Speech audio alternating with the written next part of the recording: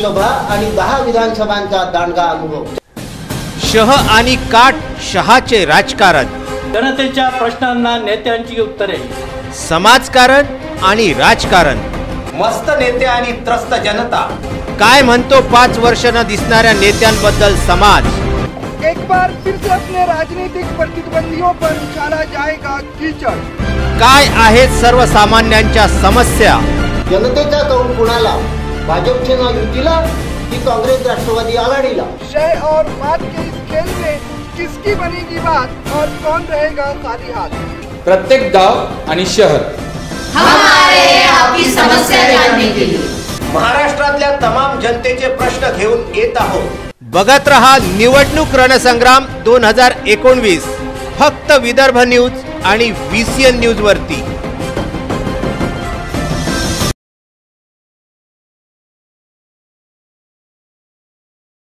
नमस्कार, निवडणूक रणसंग्राम या कार्यक्रमामध्ये आपलं स्वागत आहे। VCN न्यूज आणि विदर्भ न्यूजच्या वतीने निवडणूक रणसंग्राम हा संपूर्ण महाराष्ट्रामध्ये राबविला जाणारा एकमेव कार्यक्रम आहे।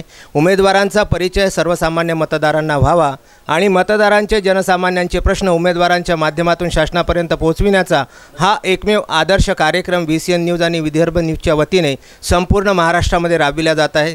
सुमारे 450 किलोमीटर अंतराचा असलेला हा लोकसभा मतदारसंघ हिंगोली लोकसभा मतदारसंघ, यामध्ये साधारणतः 17.5 लाख मतदान आहे आणि सुमारे 2200 गावे या मतदारसंघामध्ये समाविष्ट झालेली आहेत। 1977 साली या मतदारसंघाची स्थापना झाली होती आणि असा हा मतदारसंघ ज्याच्यासाठी शिवसेना आणि भाजपाचे अधिकृत उमेदवार म्हणून हेमंत पाटील यांनी हा मतदारसंघ निवडलेला आहे। सर्वप्रथम आपण आपल्या या रणसंग्राम कार्यक्रमामध्ये हेमंत पाटलांचं हार्दिक स्वागत करूया। हेमंत पाटील, आपलं आमच्या कार्यक्रमामध्ये हार्दिक स्वागत आहे। जय महाराष्ट्र। सर्वप्रथम मला आपल्याला एक प्रश्न असा विचारायचा आहे की एवढा मोठा मतदारसंघ, आपण नांदेडचे दक्षिण नांदेडचे विद्यमान आमदार आहात, इतका मोठा मतदारसंघ आपण कसा काय निवडला ज्याच्यामध्ये 2200 गावं आणि 17.5 लाख मतदान आणि सुमारे 450 किलोमीटर अंतर आहे।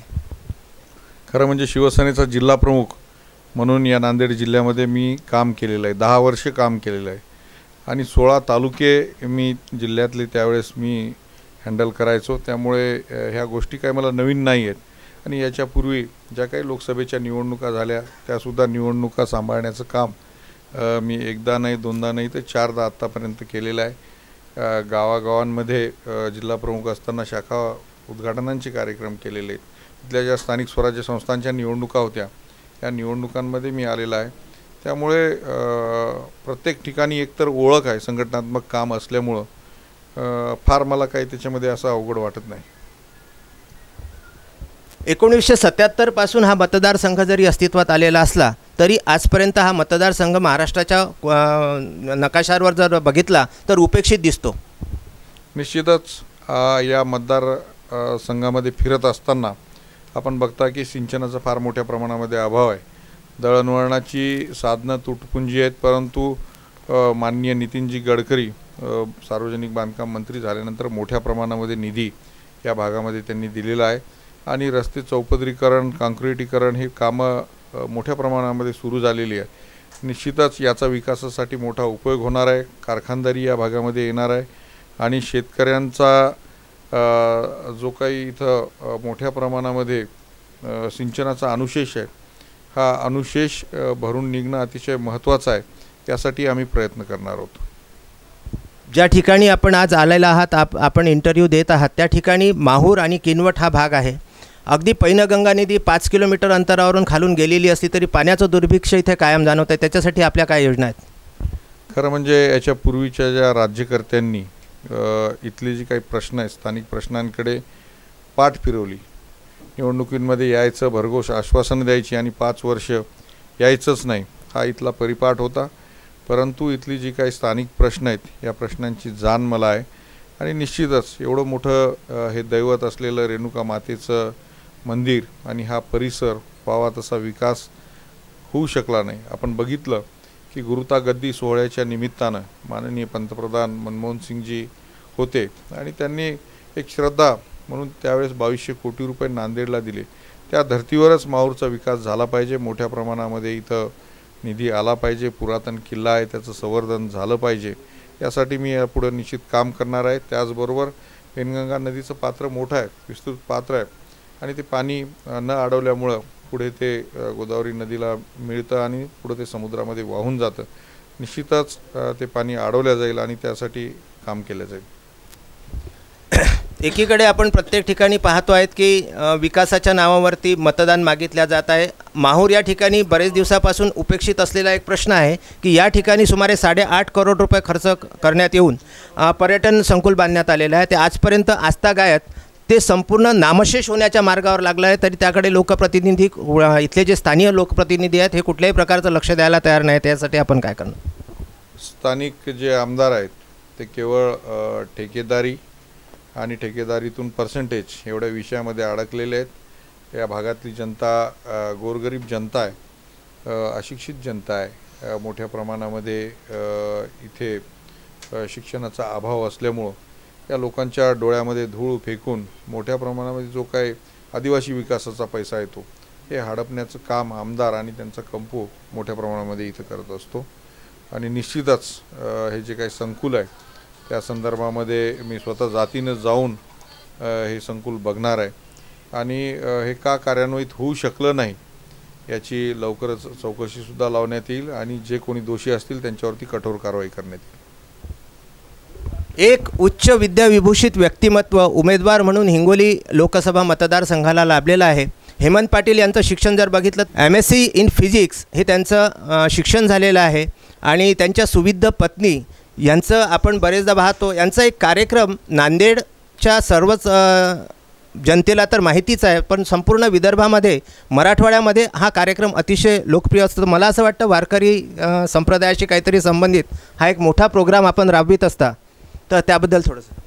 विविध उपक्रम मी नांदेड शहरामध्ये राबवत असतो. गेल्या 13 वर्षापासून दर आषाढीला 4 दिवस आषाढी महोत्सव हा कार्यक्रम असतो. या निमित्तानं भक्ती संप्रदायातल्या आमच्या सर्व वारकरी बांधवांसाठी हा खरं म्हणजे भक्ती संगीताचा कार्यक्रम असतो. नामवंत महाराष्ट्रातले गायक कैलासवासी जगदीश खेबुडकर असतील, पंडित हृदयनाथ मंगेशकर असतील, कैलासवासी शाहीर विठ्ठल उमाप असतील, सुरेश वाडकर, अनुराधा पौडवाल, साधना सरगम, अनेक नावं आहेत. अरुंदातींसारखी माणसं, म्हणजे जवळपास 12-13 वर्षामध्ये 50 महाराष्ट्रातले सर्व नामवंत कलावंतांनी या कार्यक्रमाला हजेरी लावलेली आहे. त्याचबरोबर अनेक उपक्रम आम्ही शहरामध्ये राबवत असतो. नांदेड शहरामध्ये आपण बघितलं असेल की 4 लाख स्क्वेअर मीटरच्या भिंती ज्या की गलिच्छ होत्या त्या आम्ही लोकसहभागातून पूर्णपणे रंगवलेल्या आहेत. माझा मी अनवाणी हा उपक्रम आहे. जिल्हा परिषदमध्ये जे मुलं ज्यांच्या पायामध्ये चप्पल बूट काहीही नसतं अशा मुलांना दरवर्षी साधारणतः 15,000 पॅरागॉनचे शूज आणि सॉक्स वाटण्याचं काम आम्ही करत असतो. असे अनेक उपक्रम आहेत आणि या उपक्रमांच्या माध्यमातून एक बळकटी आम्हाला मिळालेली आहे आणि त्याच पद्धतीनं आम्ही वेगवेगळे उपक्रम या मतदारसंघामध्ये निश्चितच राबवू. एक प्रश्न असा आहे की आपली लढत ही सरळ लढत कुणासोबत आणि कशी होणार आहे? माझी लढत ही वंचित आघाडीच्या उमेदवाराबरोबर आहे, कारण वंचित आघाडींना मानणारा मोठा वर्ग या मतदारसंघामध्ये आहे आणि जो कुठल्याही लाभापासून वंचित राहिलेला आहे त्यांची फार मोठी एकजूट या मतदारसंघामध्ये आहे. निश्चितच लढत माझी त्यांच्याशी आहे आणि काँग्रेस 3ऱ्या स्थानावर फेकली जाणार आहे. जाता जाता जो प्रत्येक उमेदवाराला एक प्रश्न आपण विचारत असतो तो प्रश्नसुद्धा आपण यांना हेमंत पाटलांना विचारणार आहोत की सर्वसामान्य मतदारांनी आपल्याला का निवडून द्यावं? सर्वसामान्य मतदारांनी याच्यासाठी मला निवडून द्यायचं आहे की तुम्हाला तुमचा लोकप्रतिनिधी अशिक्षित अडाणी पाहिजे का संसदेमध्ये प्रश्न विचारणारा पाहिजे? आपण बघताय की महाराष्ट्राच्या विधानसभेमध्ये प्रतिनिधित्व करत असताना 100% हजेरी लावणारा एक आमदार म्हणून माझा मराठवाड्यामध्ये नावलौकिक आहे आणि निश्चितच मी उच्च विद्याविभूषित असल्यामुळं चांगलं इंग्रजी बोलू शकतो, हिंदी बोलू शकतो. यापूर्वी त्यांना खासदार म्हणून निवडून दिलं, त्यांनी कधी या संसदेमध्ये तोंड उघडलं नाही असा त्यांचा लौकिक आहे. त्यामुळे निश्चित मला जर निवडून दिलं तर या भागाचे प्रश्न मी सोडवेन, ते संसदेमध्ये मांडेन.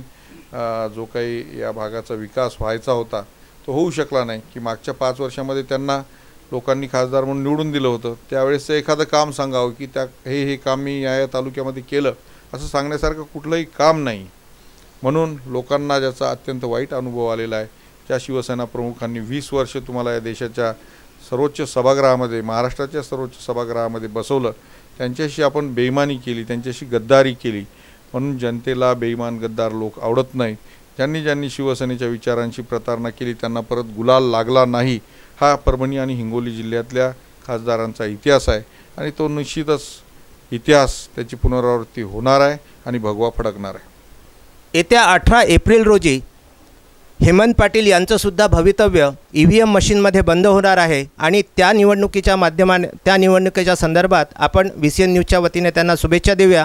जाता जाता एक प्रश्न परत एकदा की आपणासमोर काय काय आव्हानं या मतदारसंघातील आपल्याला हा जो दौरा करत असताना आपल्याला दिसलेत किंवा आढळून आलेत? मोठ्या प्रमाणामध्ये सिंचनाचा अभाव या मतदारसंघामध्ये, शेतकऱ्यांना हक्काचं त्यांना पाणी मिळालं पाहिजे. अनेक ठिकाणी जसं की पेनगंगा धरण आहे, हे बांधलं आहे, बॉर्डरवर बांधलं आहे, परंतु त्याचं पाणी अशोक चव्हाणांनी केवळ त्यांच्या कारखान्याच्या परिसरामध्ये वळवलेलं आहे. धरणामध्ये जमिनी शेतकऱ्यांच्या चालल्या आहेत, कॅनल त्यांच्या एरियातून चालला आहे, पण पाणी त्यांना भेटत नाही. हा मोठा अन्याय या भागातल्या शेतकऱ्यांवरती झालेला आहे. निश्चितच सिंचनाचा सगळ्यात मोठा अभाव हा इथला प्रश्न आहे. त्याचबरोबर दळणवळणांचे प्रश्न आता सुटायला लागलेत, मोठ्या प्रमाणामध्ये ती कामं सुरू झाले आहेत आणि प्रत्येक तालुक्याचे वेगवेगळे प्रश्न आहेत. त्या प्रश्नावर आमचा जाहीरनामा पण येतो आहे, त्या संदर्भामध्ये निश्चितच आपल्याशी मी चर्चा करणार आहे. यवतमाळ वाशिम भावना गवळींचा आपल्याला कुठपर्यंत पाठिंबा आहे? शिवसेनेच्या त्या उमेदवार आहेत, मी पण शिवसेनेचा उमेदवार आहे, त्याच्यामुळं त्या त्यांच्या मतदारसंघामध्ये व्यस्त आहेत, मी माझ्या मतदारसंघात व्यस्त आहे. ते एकमेकांचा पाठिंबा आहेच. कारण हा जो मतदारसंघ आहे हा नांदेड म्हणजे मराठवाडा, विदर्भ आणि इकडचा भाग थोडासा असा त्याला आपण काय म्हणतात त्रिकोणी असा मतदारसंघ तयार झालेला आहे.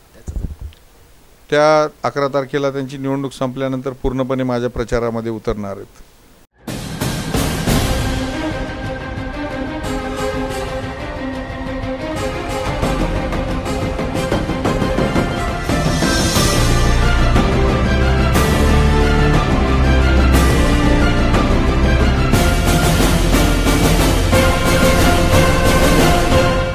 लोकसभा आणि 10 विधानसभांचा दांडगा अनुभव. शह आणि काट शहाचे राजकारण, जनतेच्या प्रश्नांना नेत्यांची उत्तरे, समाजकारण आणि राजकारण, मस्त नेते आणि त्रस्त जनता.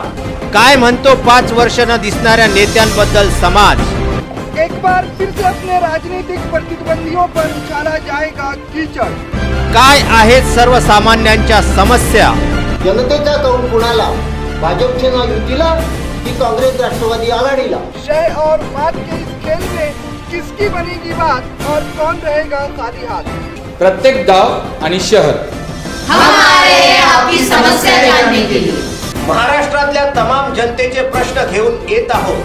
बघत रहा निवडणूक रणसंग्राम 2019 फक्त विदर्भ न्यूज आणि VCN न्यूज वरती.